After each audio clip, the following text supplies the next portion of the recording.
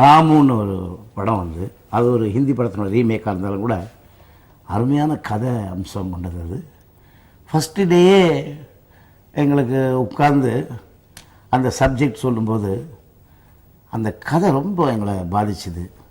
அந்த ஊமை குழந்தை, அந்த விடோயர் ஜெமினி கணேசன் ரோலு, இந்த கேஆர் விஜயாவுடைய அந்த கேரக்டர் இதெல்லாம் சேர்ந்து வரும்போது அதுக்கு மியூசிக்கல் சீக்வன்ஸு அந்த படம்னு முதல்ல அந்த படத்தை நீங்கள் நினைக்கும்போது ஒரு பாட்டு நிச்சயமாக இன்னைக்கு வரைக்கும் ஜனங்க மத்தியிலும் சரி, லோ லெவல்லையும் சரி, ஹை கிளாஸ்லையும் சரி, நிலவே என்னிடம் நெருங்காதேன்னு ஒரு பாடல்.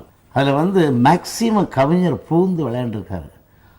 அமைதி இல்லாத நேரத்தில் என்ன நீ படைச்சே அப்படின்னு கடவுள்கிட்ட கம்ப்ளைண்ட் பண்ணுவார். அந்த பாட்டை அஃப்கோர்ஸ் அது வந்து ஹிந்தியில் அந்த சீக்வன்ஸ் பாட்டும் ரொம்ப நான் கேட்டிருக்கேன். நல்ல சூப்பர் ஹிட் சாங்ஸ் அதெல்லாம். ஸோ அதை வந்து நான் எப்போவுமே இந்த ஹிந்தியில் பண்ண படத்தை தமிழில் பண்ணும்போது ரொம்ப கேர்ஃபுல்லாக பண்ணுவேன். அஃப்கோர்ஸ் அது வந்து ஹிந்தியில் எல்லோரும் நல்லா பெருசாக பண்ணியிருப்பாங்க, மியூசிக்கல் சப்ஜெக்டாக இருக்கும். அதை எடுத்து நம்ம திருப்பி பண்ணும்போது எவ்வளோ நல்லா பண்ணாலும் கூட ஹிந்தி மாதிரி வரலன்னு சொல்லிடுவாங்களோன்ட்டு அந்த கலரே சேஞ்ச் பண்ணுற அளவுக்கு எங்களுக்கு ஃப்ரீடம் கொடுத்தாங்க அந்த சாங்ஸுகள்.